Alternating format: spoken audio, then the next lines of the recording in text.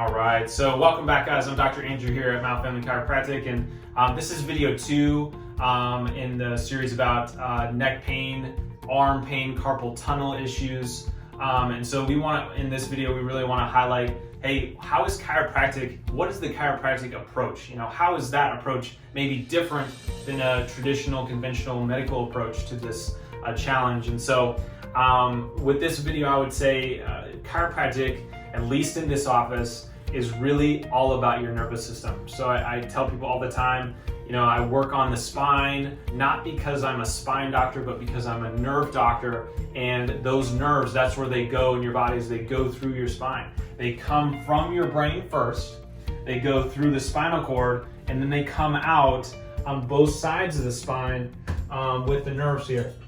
So you can see that you've got all these nerves coming out on the right side of the spine, all these nerves coming out on the left. And depending on where those nerves come out will determine where those nerves go and what they're controlling. So in this instance, okay, if you're being affected or somebody you know is being affected by carpal tunnel-like symptoms, we're really focusing on the nerves in the lower neck. Those are the ones C5, 6, 7, even T1. Those nerves are all going into the shoulder, down the arm, into the hand. 5 goes to about here, 6 and 7 and T1, those nerves go into the hand. So we really want to take a look at that low neck and making sure that there's no pressure on those nerves coming from the neck.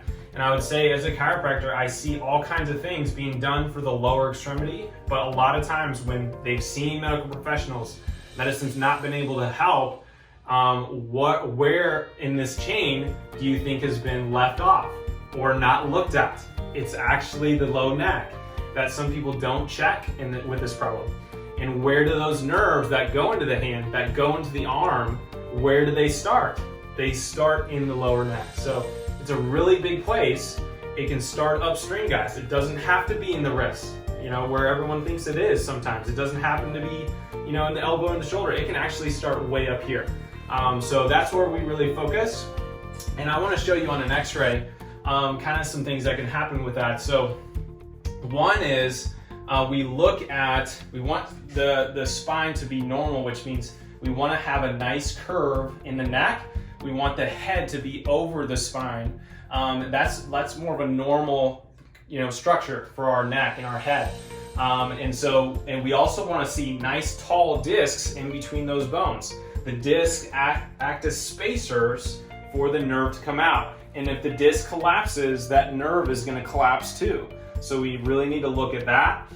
We look at the smoothness or the roughness of the bones. We want smooth edges. That tells us that we're healthy. If we have more rough edges, bone spurs, that's more arthritis, degeneration. And all that can affect those nerves going into your arm, affecting the numbness, tingling, pain that you can have down your arm and your hands. And so we kind of look at that general shape that we want to see as normal. So this is a person that we've been able to help with this issue, was having numbness and tingling in his hands. He said specifically, hey, I'm having trouble buttoning the buttons of my shirt. That was something very specific. He said, when I couldn't do that, I knew I had to do something. I knew there was a problem.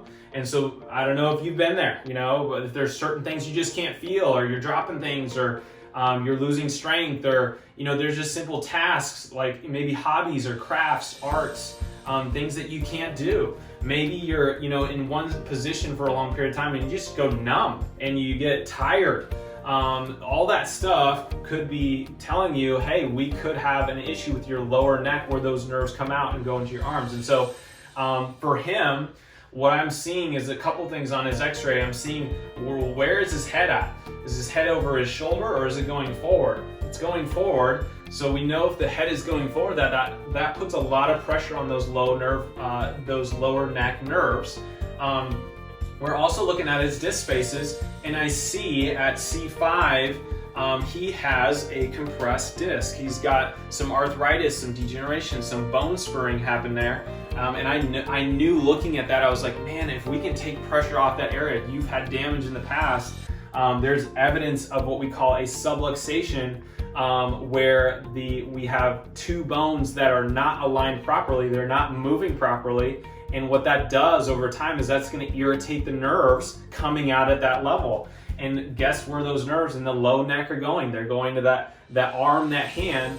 And so I knew, looking at this x-ray, that he has damage to the nerves in his lower neck. If we're able to get those nerves to function better, take some stress and some irritation off those nerves here, that we're gonna get more nerve flow to his arm and his hand. And so I never guarantee somebody that I'm gonna be able to fix something or symptoms are gonna completely go away or whatever, but I can guarantee you if we have damaged nerves, we have stressed nerves, and we are able to take some of that pressure off through chiropractic care, through getting adjusted, that odds are that area is going to improve. We're going to get more healing power, more nerve flow to that area, and the odds are good that we're going to be able to see some improvement there. So that's an example of what a chiropractic approach is to this thing called carpal tunnel syndrome. So in the next video, we're going to go through what does an adjustment look like. Some people are a little kind of uneasy about what an adjustment can be like. So we'll go through what that is on the next video. Look forward to that.